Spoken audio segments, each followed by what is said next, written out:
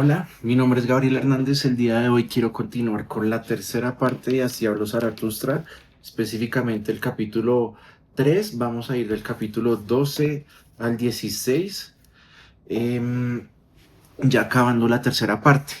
Es muy importante este capítulo 3 porque es el capítulo o esta sección 3 del libro, porque es a donde Nietzsche crea y da nuevas cosas.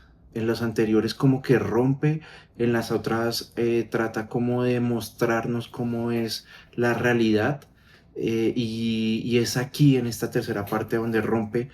Y el capítulo 12 es bastante especial, se llama De las nuevas y las viejas tablas. Es especial porque em, es demasiado largo. Primero, son alrededor de 30 puntos, cada uno yo lo desarrollé en alrededor de una semana, y son como pequeños parágrafos, algunos muy corticos de 2 3, y hay otros bastante extensos de varias hojas, en donde él trata de poner situaciones donde debemos mirar el tema de moralidad. Va con diferentes tipos de actitudes en cuanto a normas y trata de evaluarlas para romperlas. Entonces, entender las tablas como si fueran normas que se rompen, pero a la vez él va creando algunas otras. Entonces, dependiendo de la actitud que vaya afrontando en cada una de estas situaciones, pues él va diciendo pedacitos, ya sean muy mostrando lo que ya enseñó en capítulos anteriores, porque utiliza varias palabras o símbolos de otros capítulos, o incluso ya de forma muy directa. Me causó curiosidad como en una, por ejemplo, muestra sus ambiciones o sus deseos políticos de cómo se debe organizar una sociedad.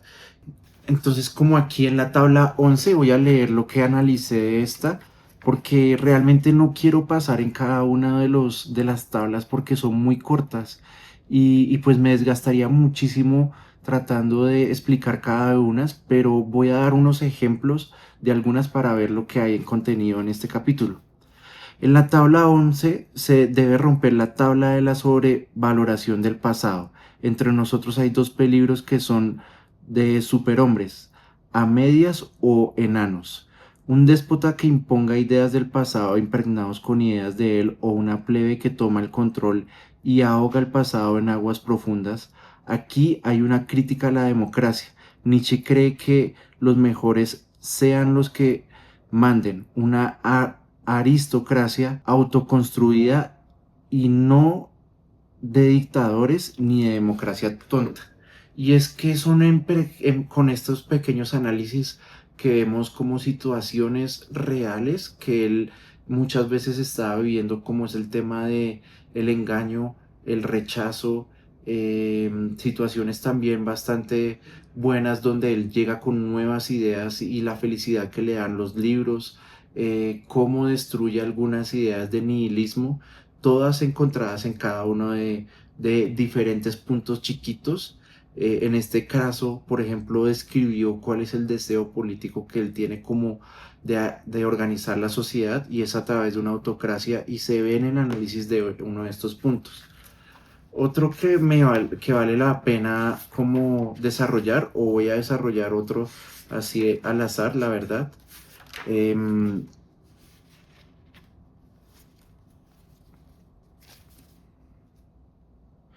Hablemos de la tabla 19, por ejemplo.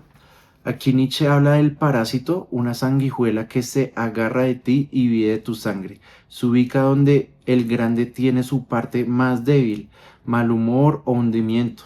Aleja a esos parásitos desde el principio.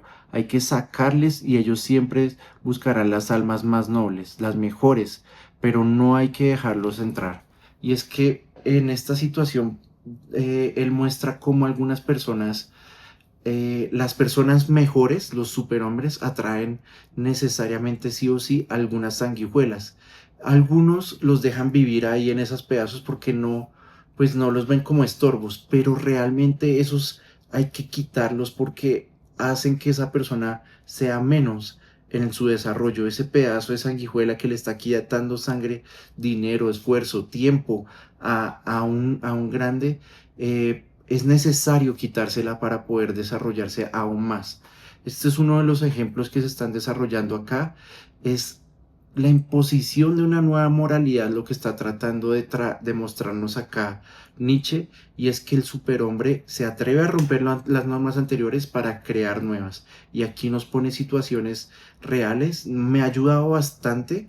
Me acuerdo yo como hace un mes más o menos sentí que me había golpeado un tema de injusticia, y fue a través de la lectura de Nietzsche que yo pude sobrellevar más esa situación. Me acuerdo del capítulo, o repasé el capítulo que es la mordedura de la serpiente, y es bastante eh, beneficioso poder saber cómo Nietzsche lleva unas situaciones de injusticia y después como que trata de ser más a través de la redención del pasado, eligiendo siempre su futuro, algo mejor, o bueno, pudiendo elegir siquiera. Y es esto lo que trata de mostrar en este capítulo. De nuevo, no quiero ir profundo en cada uno de los puntos porque son bastante intensos, pero pues al Gabriel del futuro decirle que aquí están las notas para poder desarrollar cada uno de estos puntos. Es bastante interesante, pero bastante extensos. Si avanzamos al siguiente capítulo, que es el convaleciente, en este capítulo Nietzsche nos dice que que no es el eterno retorno. Después de pasar un rato solo y salir de las nuevas y las viejas tablas, que es bastante grueso, el capítulo empieza con una se empieza autoexigiéndose grandeza, pide despertar y que salga del más abismal pensamiento, que es el eterno retorno, que es tal vez una de las ideas principales que tiene Nietzsche en este libro. Y una vez arriba el pensamiento, se enferma por 7 días. Entender que esto es una novela filosófica, y cuando Nietzsche llega a la anterior parte de los viejas y las nuevas tablas, está como en una cueva, está en un momento de soledad, está allá solo y está hablando para sí mismo. Aquí es como que trata de decir, ya salí de esa soledad, y se rodea de sus amigos. Y llegan muchos animales, águilas, corderos, serpientes, y le traen regalos. Todos quieren ayudarlos. Los animales le recuerdan en la idea superior, que es el eterno retorno, pero como siempre se le ha analizado con nihilismo, con una circulación, con una idea pues negativa del eterno retorno, que siempre vamos a cruzar una idea pesada o muy liviana. Pesada porque el eterno retorno a entenderlo como si fuéramos de nuevo otra vez pasando las mismas situaciones, día a día, o esta vida se acaba y empieza otra vez la misma vida. Y eso pues puede ser muy pesado para algunas personas, entender que esta vida se va a repetir muchas veces porque fue angustiante, porque fue muy dura, porque fue intensa, y eso puede caer con mucha pesadez, o al mismo tiempo traer mucha ligereza, no porque fue una vida fácil, sino porque esta vida pues nada importa si todo se va a repetir, y entonces sigo avanzando como si nada, porque pues esto no tenemos control sobre el destino. Entonces son dos perspectivas, una de pesadez y una de ligereza sobre el mismo problema. Esto es la razón de la enfermedad de Zaratustra, el devenir eterno de lo mismo. Y habla del monstruo que se le metió en la garganta. En el capítulo del enigma y la visión, acuérdense, eso fue uno de los capítulos de esta misma parte, tal vez de los mejores del libro. Y habla específicamente de cómo cuando él mordió la cabeza de la serpiente y la escupió, pues lo dejó enfermo, eh, convaleciente. Ahí está la palabra específicamente del capítulo. Y de ese sufrimiento se le rieron los demás, una generación de náusea.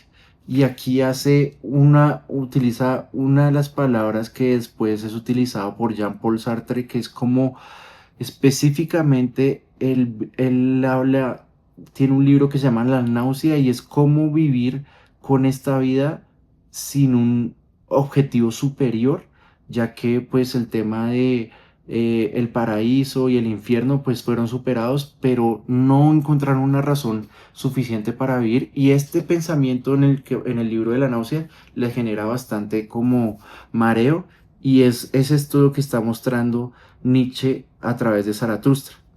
Dice que los hombres son los más crueles para evitar esa náusea. El hombre crea el cielo, pero también el infierno. Los animales le recuerdan el dilema, pero él calla y tiene pensamientos internos. Esto no se los explica a sus animales. El pensamiento que los saca de su enfermedad es la voluntad de poder. Esta es la única forma de salir del círculo y se convierte en una espiral cada vez que pase por el círculo.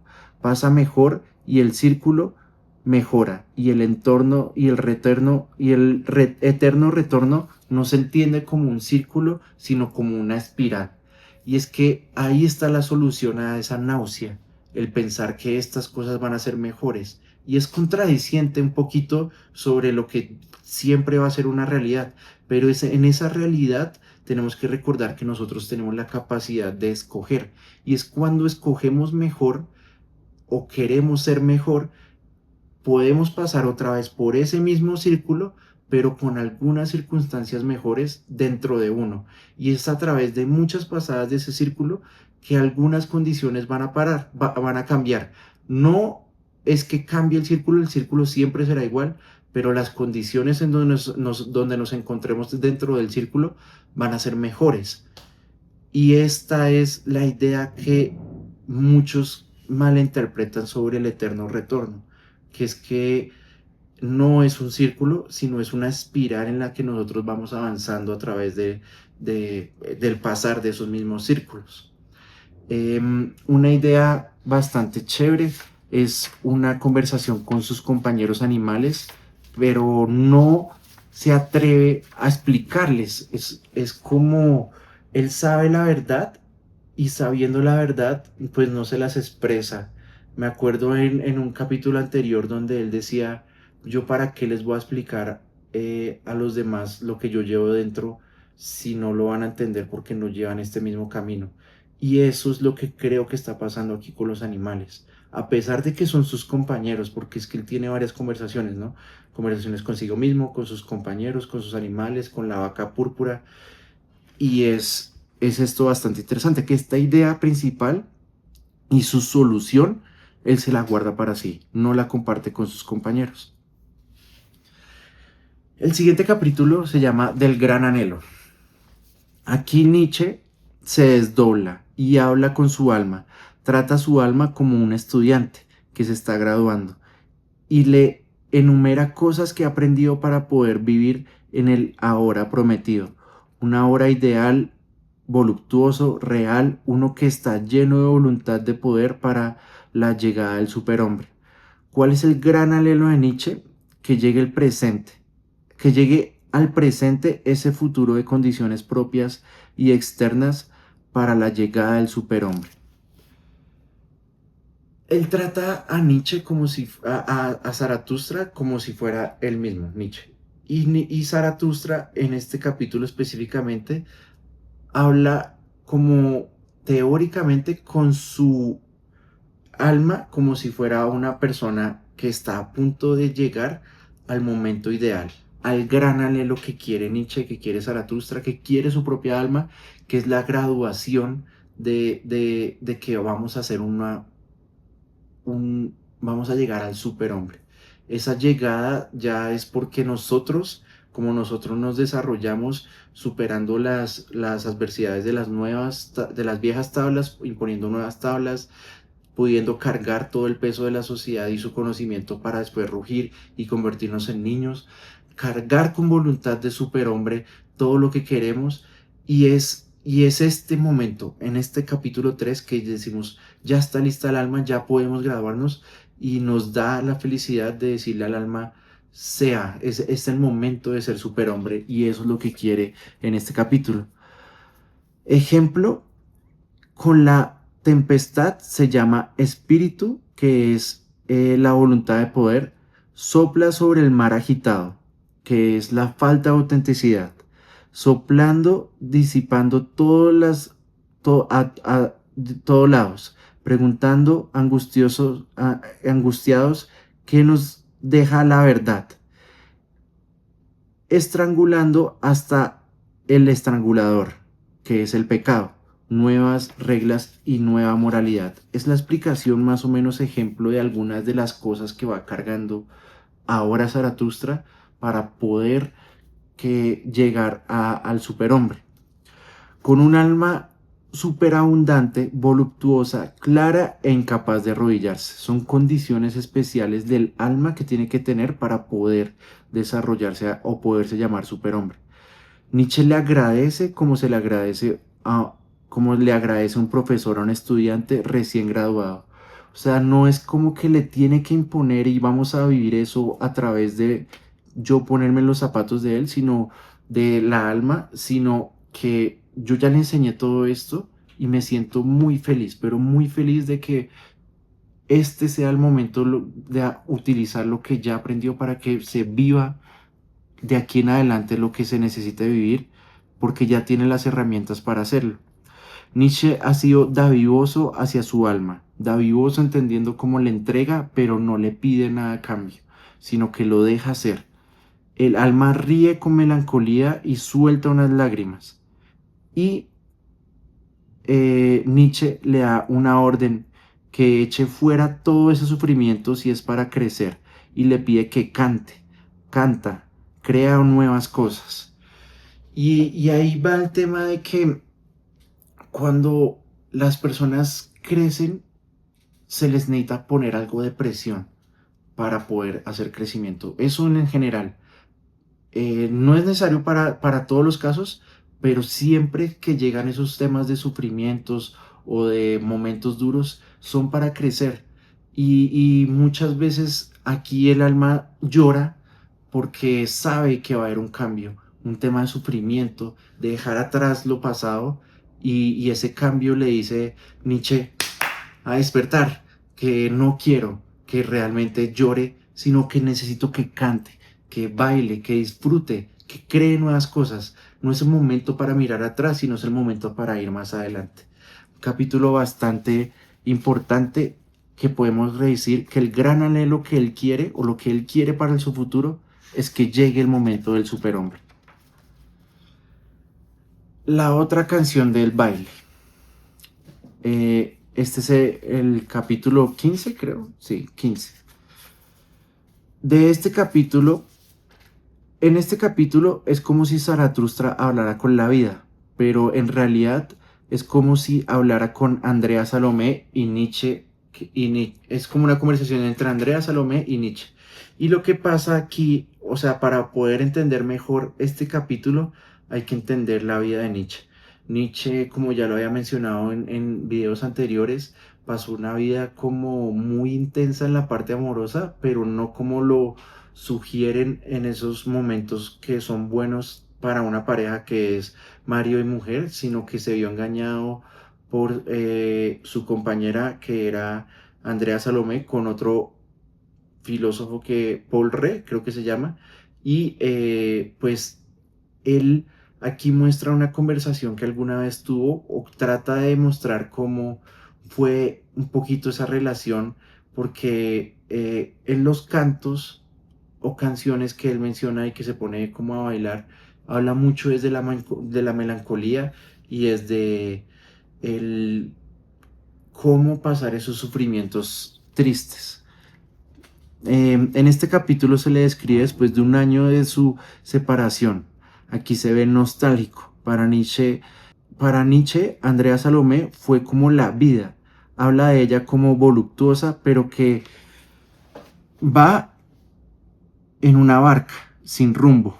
Entonces entender que Andrea Salomé lo veía como si fuera una persona muy inteligente, pero pues no, obviamente él nunca aceptó y tal vez era una realidad que nunca iba a llegar al tema de creación de ideas o a algo de libros y superación del conocimiento actual por ella misma, sino que estaba concentrada pues en el día a día, y tal vez por eso le menciona como una barca sin rumbo, que lo único que realmente ofrece es un baile.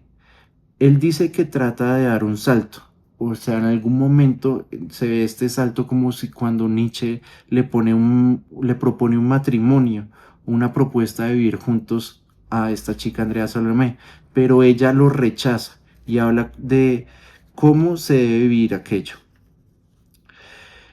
Es una frialdad que inflama, que demuestra que la amó y que la odió. Y es que ahí va el tema de cuando uno vive como ese rompimiento con una expareja, que uno pues es una combinación entre amor y odio, porque pues uno la amó y no le gusta la idea de que no lo quiera o lo rechace. Eh, la describe como un niño travieso. Él se da cuenta que con esta relación tiene la de perder. Después, la vida habla, o sea, es decir, Andrea Salomé dice que hemos encontrado nuestro islote, y mencionar este islote como si fuera una parábola o un símbolo, que es encontrar nuestra propia moralidad e ir más allá del bien y mal. Al parecer esta idea como que la desarrollaron juntos o la compartían, y eso es lo que le dice la vida a Nietzsche o a Zaratustra, que han encontrado esta idea y que la han disfrutado, pero pues no hace falta guardar rencor si no son uno de aquí en adelante. Pueden ser amigos, pero ella reflexiona que si no da más, y si no acepta ese salto que da Zaratustra, pues que Zaratustra misma o Nietzsche la va a abandonar por no entregarse del todo. Este capítulo es importante para entender a Nietzsche y su vida personal. Eh, no ha tenido Nietzsche una vida que diga que fue muy buena, pero a pesar de eso, él la vive con plenitud, siempre tratando de desarrollar sus ideas de superhombre, eterno retorno, sus libros, la transmutación del alma. Y eso es lo sorprendente, que a pesar de que vivió momentos de escasez, de traiciones, de locura ya al final, no, él siempre dio de más, se volvió dadivoso hacia la vida. El último capítulo se llama de los sellos o la canción del sí al amén. Aquí Nietzsche se presenta a sí mismo como si él de nuevo se desdoblara y decía, bueno, aquí les presento a Zaratustra, y él mismo se describe en sus propias palabras de quién es él, y se describe a sí mismo como un adivino, un profeta, y define 7 puntos que van a estar presentes como en esa presentación. Es mucho más completo de lo que yo describí acá, pero pues es la idea principal que se está escribiendo en cada uno de estos 7 puntos. ¿Quién es Nietzsche o qué es la idea que representa a través de su Zaratustra? Es que, primero, el presente es eterno y lo vivimos apasionadamente por voluntad de poder. Lo afirmamos. Nietzsche y Zaratustra van atados a su idea del eterno retorno y la importancia de vivir este momento de actualidad, siempre tratando de ser mejores para poder salir de él, como lo vimos en la explicación anterior de qué no es. Zaratustra y Nietzsche son profetas de la idea de que rompamos, la segunda, rompamos y limpiemos antiguos ídolos, sus normas viejas y la moralidad. Entonces, lo vimos en el capítulo de las viejas y las nuevas tablas, cómo hay que quitar esos pesos y tratar de crear unos nuevos. En la tercera es creamos y bailamos, nos volvemos dioses al crear. Y es que no solamente rompemos, sino creamos. Eso es lo que quiere decir que él profesa como adivino. El cuarto capítulo es que afrontamos la realidad sin mancharnos. Después de romper, crear, Se ha vivido momentos duros, injustos, malolientes, pero debemos salir mejores e incluso inmaculados. Me acuerdo una frase de capítulos anteriores donde él decía, debemos ser capaces de bañarnos en aguas sucias y salir limpios, o también, o algo así parecido, creo que era beber de los ratarros, de poder beber de agua sucia y podernos saciarnos de todas formas. Y es que es eso, no podemos vivir solo como en la parte de ideal o lo que queremos que quisiera que fueran, sino que tenemos que aceptar las cosas como son, y hay veces en ese camino de aceptar las cosas como son nos pega la injusticia, nos pega el tema de no salud, de tristezas, y está bien. El problema es tratar de como de mancharnos con envidias o con cosas que no correspondan, porque ese no es el camino del superhombre. Debemos salir inmaculados cada vez que tratamos de vivir esas situaciones. El quinto punto es el placer aventurero, la alegría de aprender siempre más. Él lo muestra como si fuera el mar y tratar de salir a nuevas aventuras, y recordar mucho que él habla de símbolos a través del agua como conocimiento, y la idea que él profesa acá es que un superhombre siempre va a tratar de querer hacer más cosas, aprender más cosas, tener un placer aventurero. El 6 es que él profesa la autenticidad, siendo creador y no seguidor. Impongo mi propia moralidad siempre con placer. Y es que cuando vayamos destruyendo, creando, afirmando la realidad como son, eh, todo eso no tiene que ser en pro de cómo lo vivió otra persona, sino cómo lo vimos nosotros. El 7 es aceptar las cosas tal como son, pero en este aceptar tú puedes elegir y tú te redimes, te vuelves ligero, siempre mejor, y profetiza la elevación. Y es el último punto, que es el siempre, siempre, siempre va con la verdad y la crueldad de la realidad, sea como sea. No es necesariamente cruel, pero hay veces sí, sino aceptarlo. La realidad es la realidad y no hay que disfrazarla, sino siempre atraerla y decir voy con ella, y con ella de aquí salgo más adelante para poder ser mejor. La única forma es decir la próxima vez yo elijo esa realidad, dentro de esa realidad lo que yo quiero ser, lo que yo quiero para mí, y así es como la redimimos. Y en todas las partes de este capítulo sí, cierra cada uno de esos puntos con unas frases o tres frases muy específicas, y es que él reafirma que que en este camino se lamenta un poquito porque no pudo encontrar una mujer o un hijo para procrearse, él como Nietzsche, pero él sí tiene un hijo, que es el mismo, los mismos libros que tiene, las ideas que le van saliendo de sí mismo, y es con una frase que él dice, nunca he encontrado nunca una mujer de la que desear hijos, a no ser esta es la mujer a la que amo, pues te amo, oh eternidad, pues te amo, oh eternidad. Oh, cómo no iba a ser apasionado por la eternidad y por el anillo nupcial de los anillos, el anillo del eterno, del eterno. Y es decir, él se sentía bien con la idea de que él estaba creando algo nuevo a través de sus libros. Y aquí llegamos a la cuarta parte del libro de Así habló Zaratustra. Ha sido unos capítulos bastante intensos, pero que tienen mucho contenido, y me siento feliz de poder haber llegado a esta parte. Muchas gracias por ver este video y nos vemos hasta la próxima.